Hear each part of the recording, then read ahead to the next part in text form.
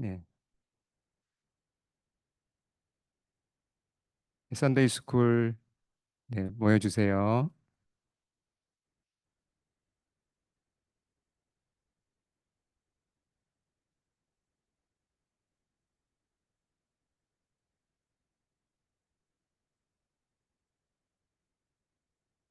네, 지난 시간에 이어서 우리 창조라는 주제로 네, 주의 말씀을 듣겠습니다.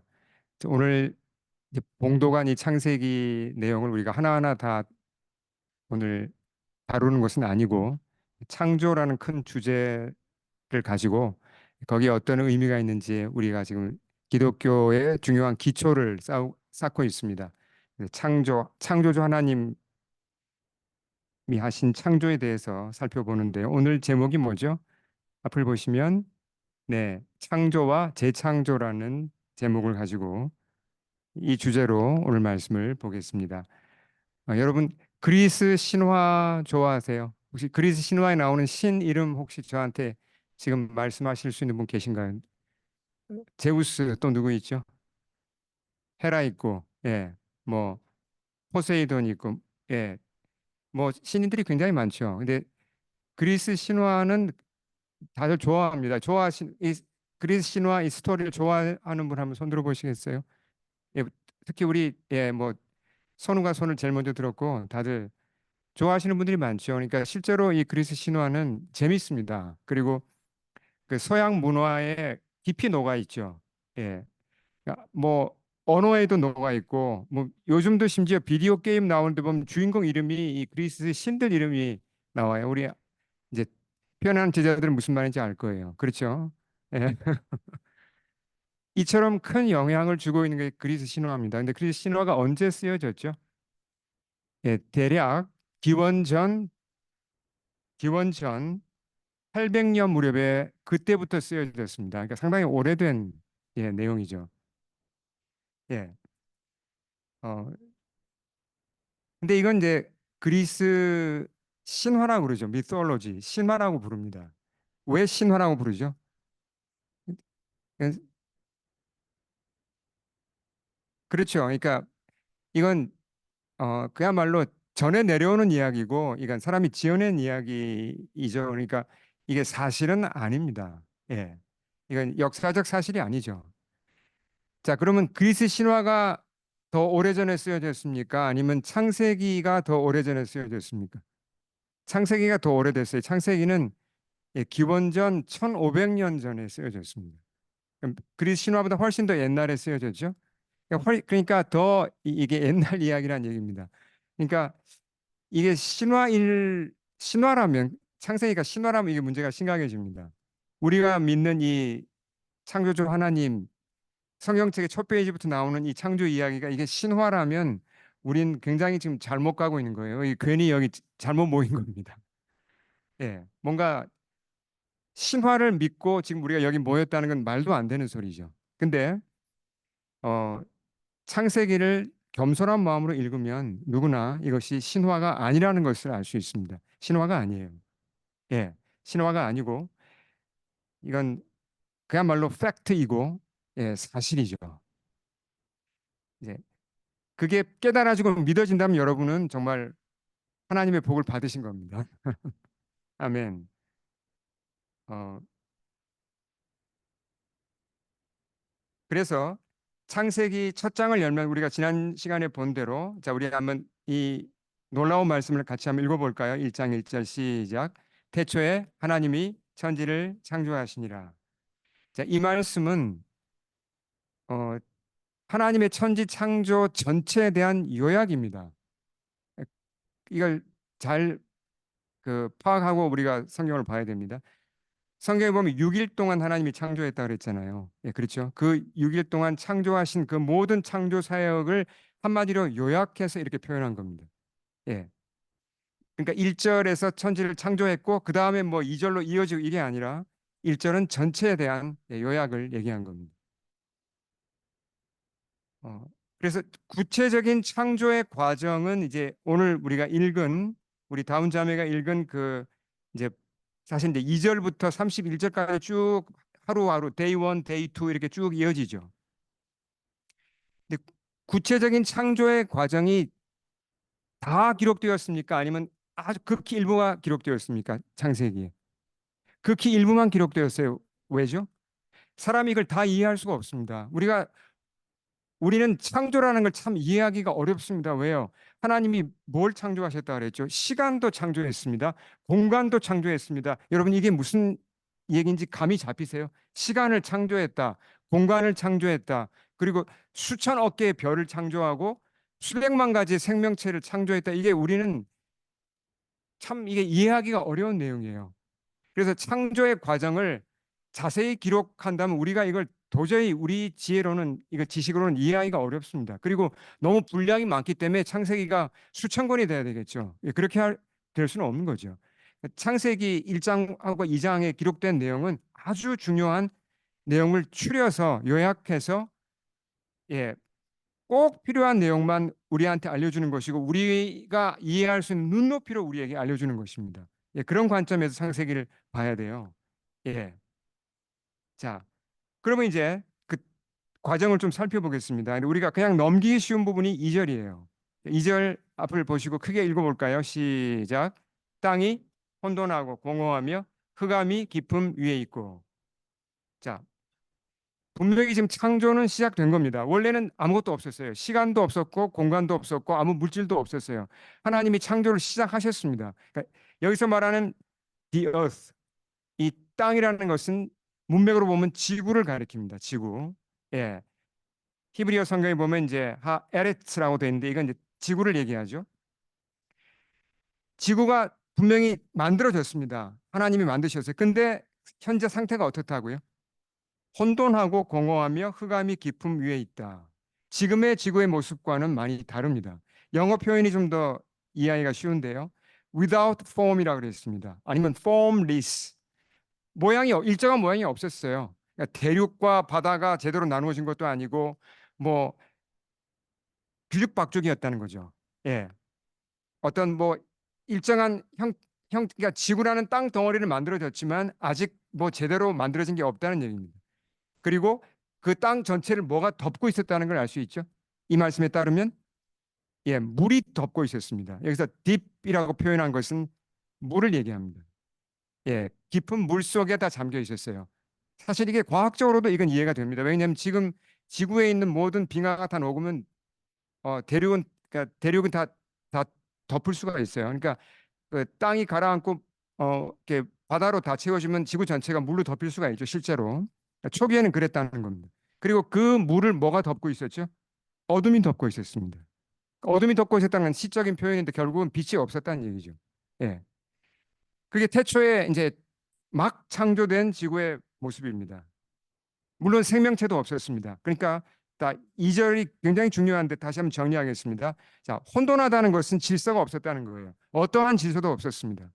뭐 육지하고 바다의 어떤 구별도 없었고 스카이와 땅의 구별도 없었고 그러니까 오더 질서가 없었다는 거죠. 공허하다는 것은 void, empty, 생명체가 없다는 표현입니다. 그리고 어둡다는 건 우리가 말 그대로 이해할 수 있죠. 이건 빛이 없다는 거고요. 창조되었지만 땅의 모습은 지구의 모습은 그러했다는 겁니다. 이런 초기의 지구에 대해서 하나님은 이제 극적인 변화를 일으키세요. 근데 이 변화는 무엇부터 시작되죠? 자, 하나님이 이제 구체적으로 창조를 이루시는데 그 창조가 무엇으로부터 시작됩니까? 1장 2절 하반절 같이 읽겠습니다. 시작. 하나님의 영은 수면 위에 운행하시니라. 네, 하나님의 영, 어, 성령님이 그 수면 위에 운행했다 그랬습니다. 이거 참 우리가 다 이해하기 힘든 그런 표현인데요. 분명한 건 성령님이 계셨다는 겁니다. 그때. 그렇죠. 그리고 무슨 일을 하고 계셨어요. 그 무슨 일인지는 우리는 잘 모릅니다. 그러나 분명히 어떤 일을 하고 계셨어요. 근데 여기서 하나의 그 영적인 공식이 나오는 게 보이지 않습니까? 하나님이 어떤 일을 하실 때는요. 성령님이 먼저 임재하십니다. 준비를 하세요. 그리고 뭐가 선포되죠? 말씀이 선포돼요. 하나님이 일하시는 방식은 참 비슷합니다. 오늘날도 마찬가지잖아요.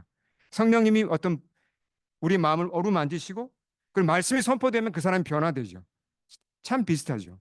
이 땅덩어리를 성령님이 지금 감싸고 계시고 뭔가 일을 하고 준비를 하고 계시고 바로 이어지는 말씀에서 뭐가 나오죠?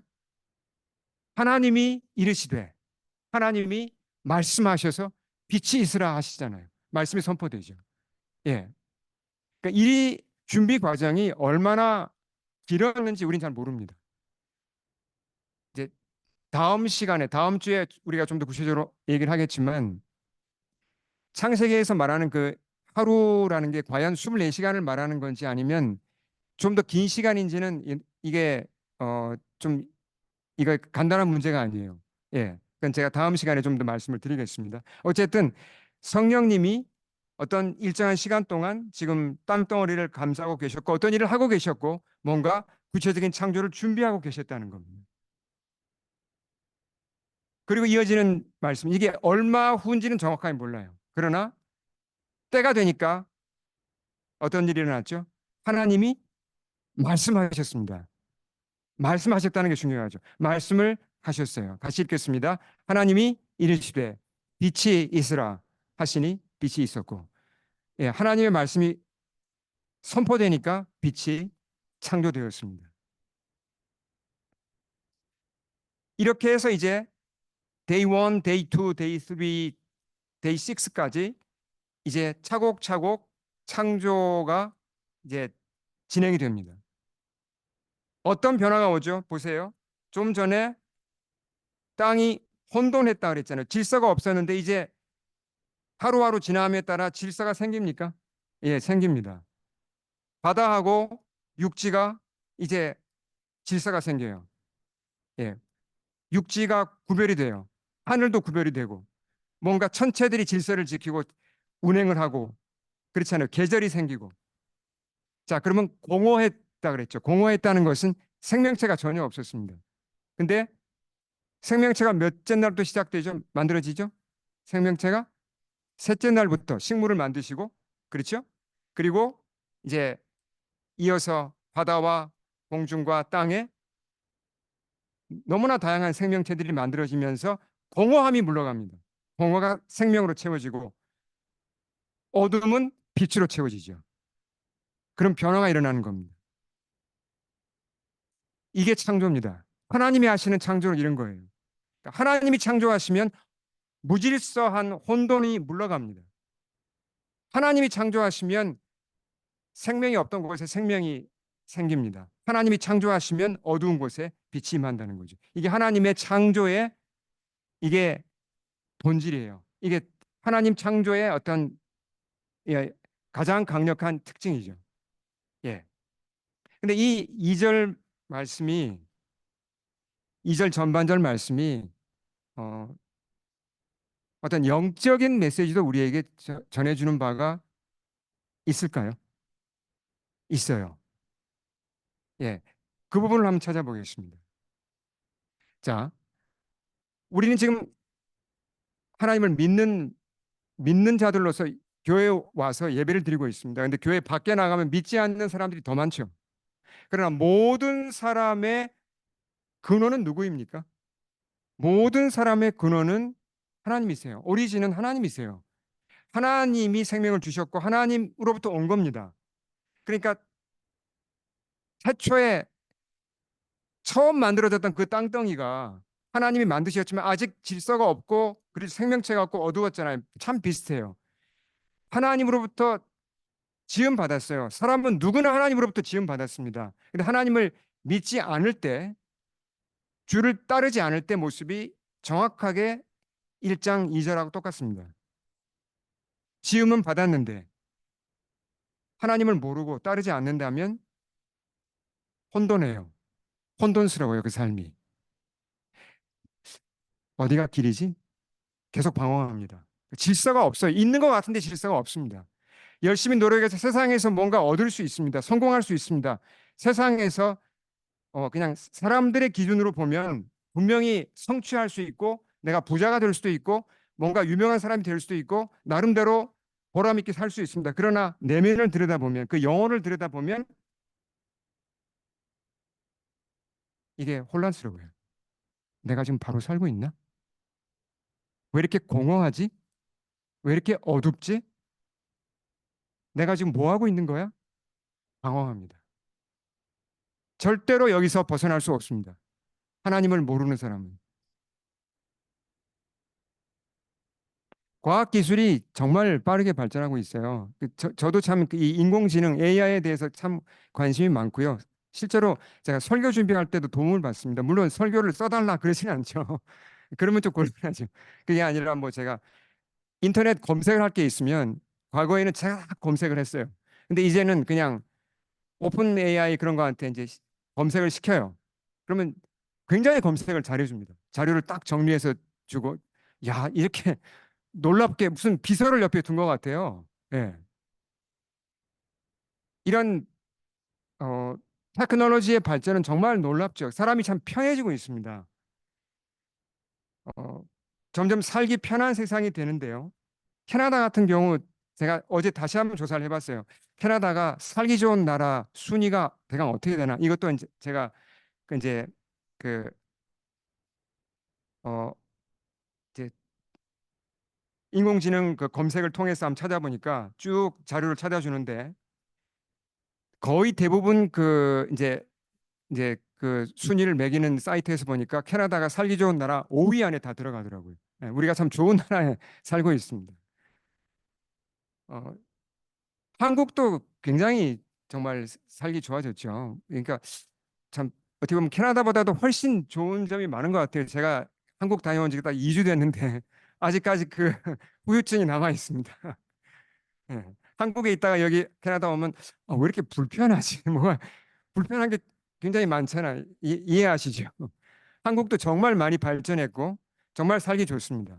그래서 이 캐나다와 한국의 좀 문제들을 한번 짚어보겠습니다. 자, 이렇게 겉으로는 참 살기 편해지고 정말 많이 부유해졌는데 캐나다가 과연 어떤가? 제가 하나 예를 들어 보겠습니다. 이 캐나다 통계청에 의하면요. 제가 이 정신질환을 조사를 해봤는데 우울증 같은 경우 10년 만에 11%에서 14%로 증가했습니다. 이게 15세 이상 성인을 조사하는 겁니다. 젊은 여성들 같은 경우는 우울증이 더 심해요. 이유를 잘 모르겠는데 거의 18% 가까이 우울증을 앓고 있습니다. 굉장히 이건 높은 수치입니다. 그다음에 이 불안장애가 몇 프로나 될 것 같아요, 여러분? 불안장애로 실제로 의사를 만나는 사람이. 불안장애가 8.7에서 13%까지 올라갔습니다. 그리고 또 이 소셜 포비아라는 게 있죠. 사회 공포증이라는 것도 크게 증가했어요. 그러니까 캐나다 사회가 분명히 살기 좋은 곳인데도 불구하고 사람들의 내면은 어, 창세기 1장 2절 그 말씀이 맞다는 얘기예요. 혼돈하고 공허하고 어둡다는 얘기입니다. 한국은 어떤가? 한국은 좀 다른 식의 통계를 제가 살펴봤는데요. 우울증을 이제 이게 그러니까 성인 우울증을 조사를 해보니까 4년 만에 35%가 증가했습니다. 거의 93만 명이 우울증으로 의사를 만납니다. 굉장히 높은 수치입니다. 그리고 공황장애라는 게 있죠. 그러니까 불안장애보다 좀 더 심각한 겁니다. 공황장애는. 공황장애 앓는 분들이 이렇게 많은 줄은 몰랐어요. 86만 명이나 됩니다. 한국 사회에 참 심각한 문제죠. 어, 근데 제가 지금 이런 지금 정신적인 정신질환을 이렇게 말씀드리는 이유가 있습니다. 이게 조심해야 될 게 있어요. 저도 그 자유롭지 못합니다. 무슨 얘기냐면 누구나 우리는 우울증 걸릴 수 있습니다. 독감 여기서 안 걸릴 자신 있는 분 별로 안 계시잖아요. 우리가 폐렴에도 걸리고 독감에도 걸리고 뭐 누구나 피할 수 없듯이요.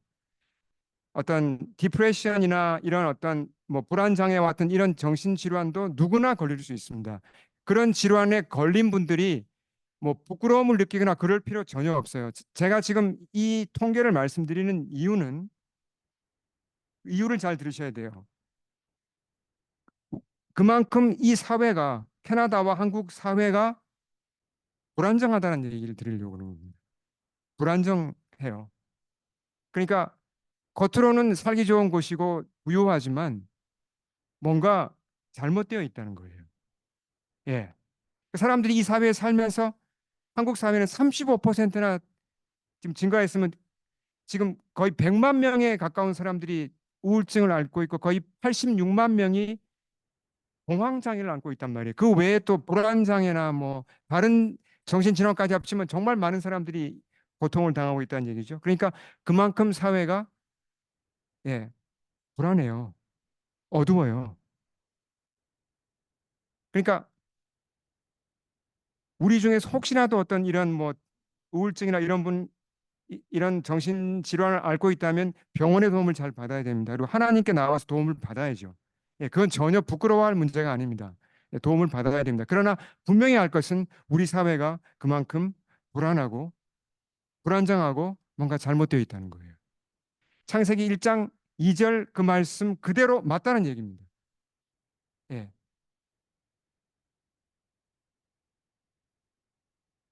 이스라엘 백성이 어, 하나님께 복을 참 많이 받았죠. 이스라엘 백성 그렇잖아요. 참 복을 많이 받았는데 이제 가나안 땅에 살면서 부유해지고 그러다 보니까 우상을 섬기고 타락합니다. 계속 범죄하고 타락하죠. 그러다 하나님이 참다 참다 안 되니까 어떻게 합니까? 바벨론으로 어, 포로로 잡혀가게 하시잖아요. 그 직전에 예레미야 선지자에게 예레미야를 통해서 주신 말씀이에요.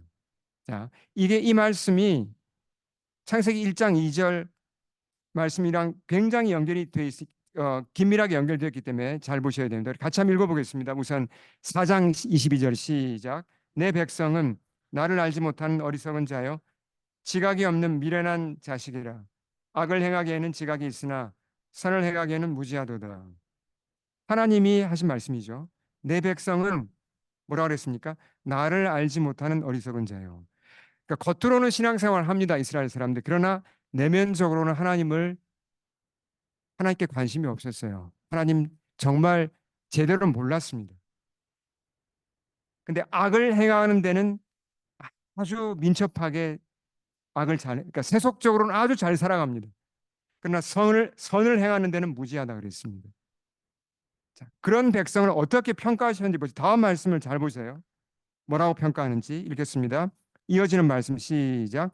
보라, 내가 땅을 본즉 혼돈하고 공허하며 하늘에는 빛이 없으며 22절과 23절 이어지는 말씀이에요. 하나님이 직접 어떤 말씀을 인용하셨죠? 창세기 1장 2절을 그대로 인용해서 말씀합니다. 내가 땅을 본즉 땅은 결국 사람들이죠. 혼돈하고 공허하며 하늘에는 빛이 없으며 그랬습니다.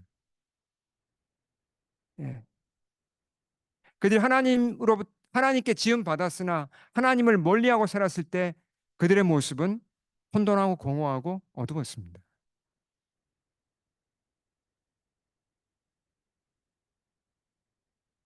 이건 분명히 해야 됩니다, 우리가.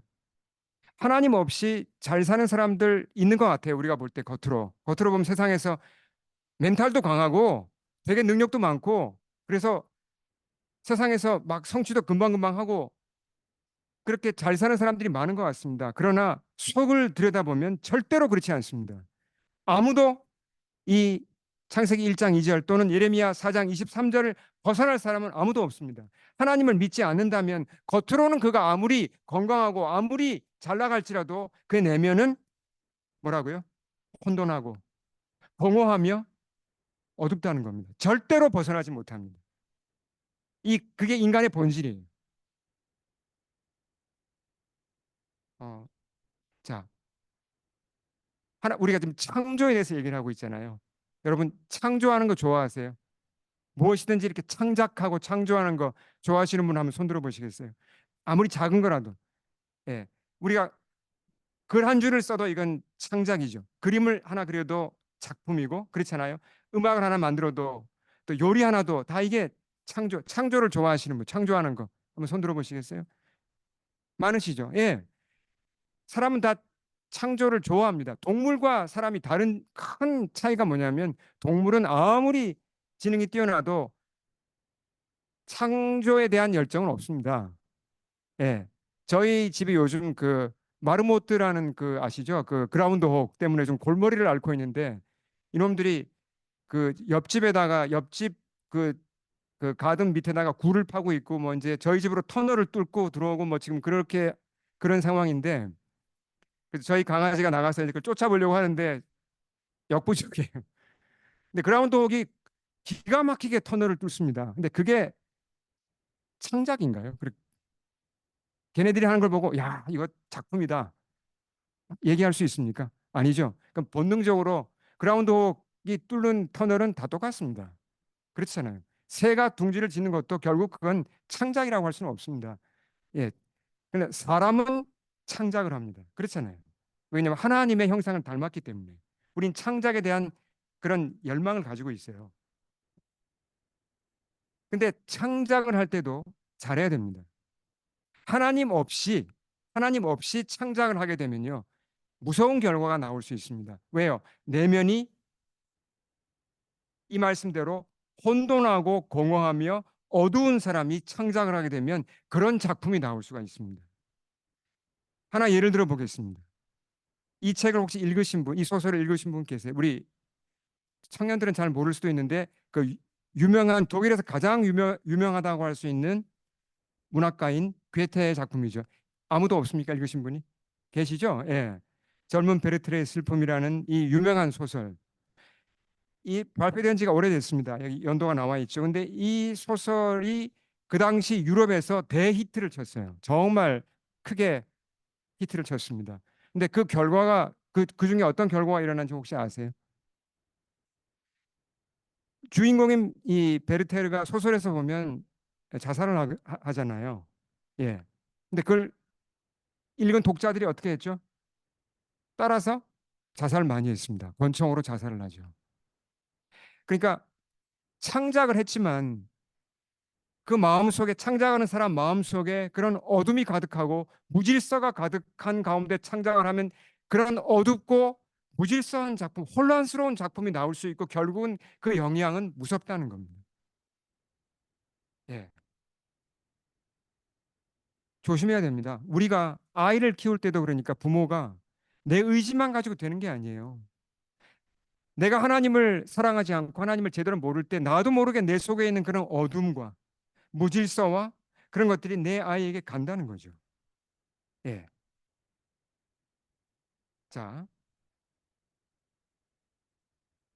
우리가 지금 창세기에서 지금 창조 얘기를 하고 있는데 아쉽게도 어떻게 됩니까? 하나님이 정말 온 힘을 다하여 정성껏 이렇게 멋지게 창조한 이 우주가 어떻게 되죠? 창세기 읽어보시면 2장, 3장으로 가보시면 결국 예, 망가지게 됩니다. 왜 망가지죠? 인간의 죄 때문에 예, 이 세상이 깨어지게 되죠. 참 안타까운 일인데요. 그러면서 이제 세상은 이제 어두워집니다. 어, 인류는 하나님을 떠나서 내 마음대로 사는 길, 하나님의 간섭을 받지 않고 사는 길, 내가 스스로 하나님이 되는 길을 택하여 갔잖아요. 근데 이렇게 세상이 깨어지면서 결국 이제 하나님을 떠나면서 세상에 온갖 이 비극이 들어온 겁니다. 인신매매니 전쟁이니 이런 뭐 도둑과 강도 뭐 학대 이런 것들이 결국 이 모든 비극의 뿌리는 결국 이제 하나님을 떠난 인류의 죄에 있고 그래서 세상은 지금 망가져 있습니다. 세상이 망가져 있다는 건 누구나 다 동의하실 겁니다. 근데 하나님이 그러면 이 망가진 세상을 어떻게 하시는가? 어,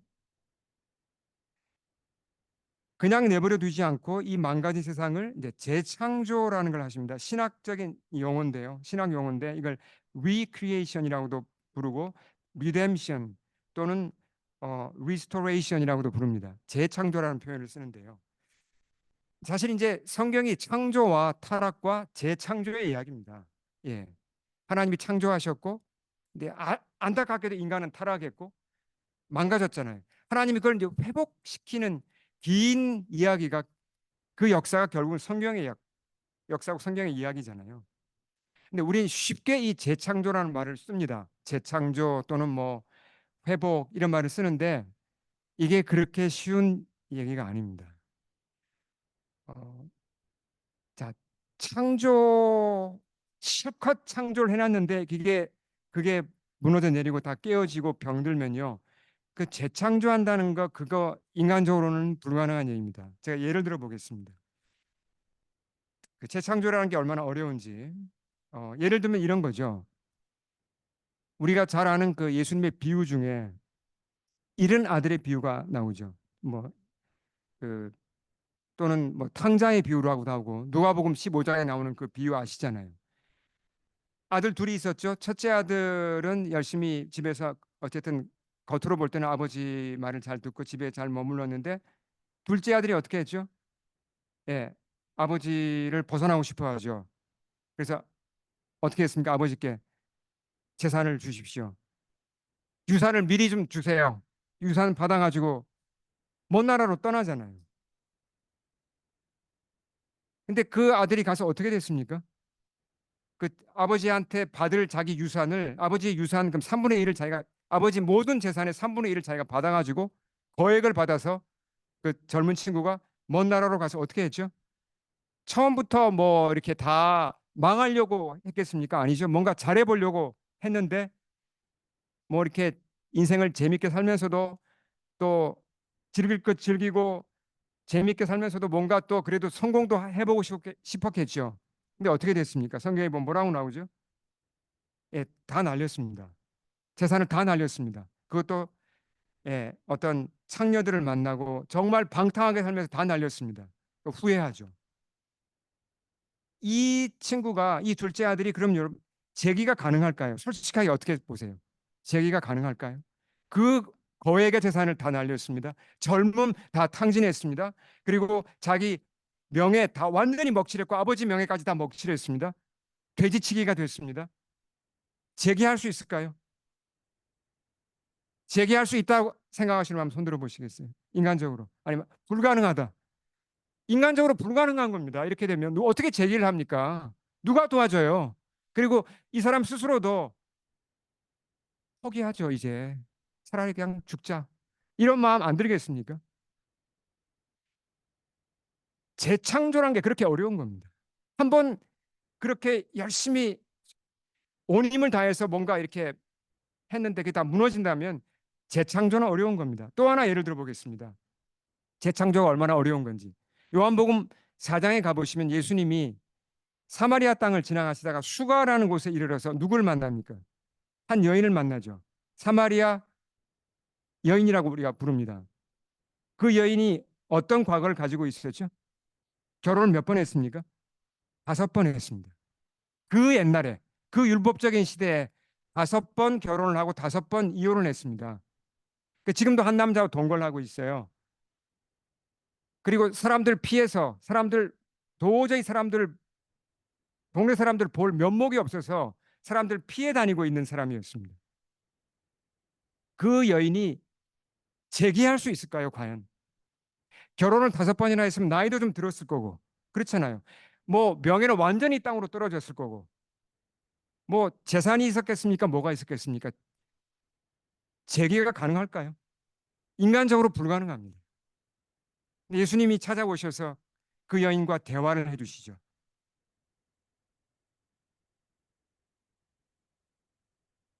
그러니까 제가 드릴 말씀 요지는 우리는 쉽게 재창조를 얘기합니다. 쉽게 회복을 얘기합니다. 근데 회복과 재창조라는 게 인간적으로 그렇게 쉬운 게 아니라는 겁니다. 불가능한 거예요. 우리가 캐나다 땅에 와서 열심히 직장 다니거나 열심히 사업해서 뭔가 이렇게 재산도 모으고 했는데 어떻게 투자했다가 한번 날리면 재기가 가능합니까?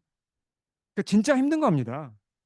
그리고 어떤 사람을 믿고 결혼했는데 뭔가 잘못돼서 그 가정이 깨어진다.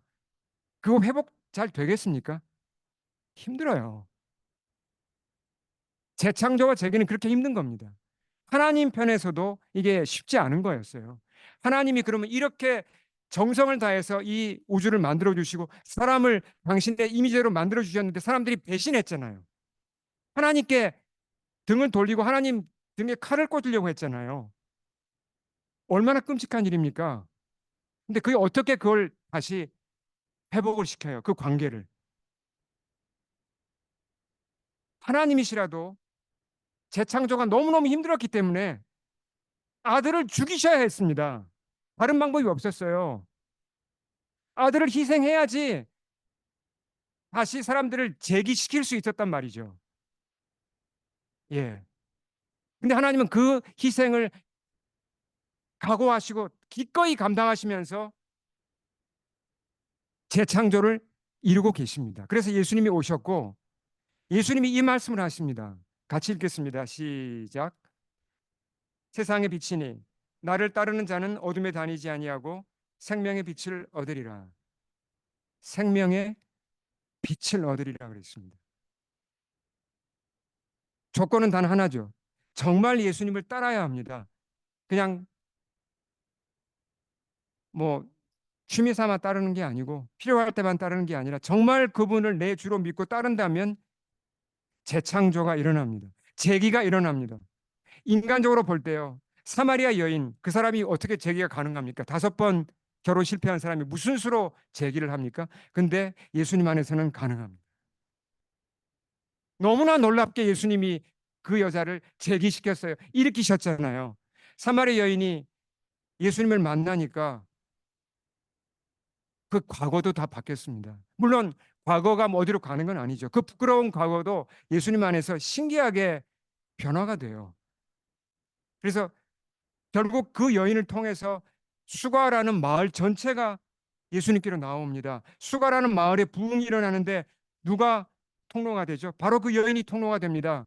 그 한 번의 사건만 보더라도 그 여인의 인생은 성공한 거예요. 세계가 너무나 완벽하게 일어난 겁니다.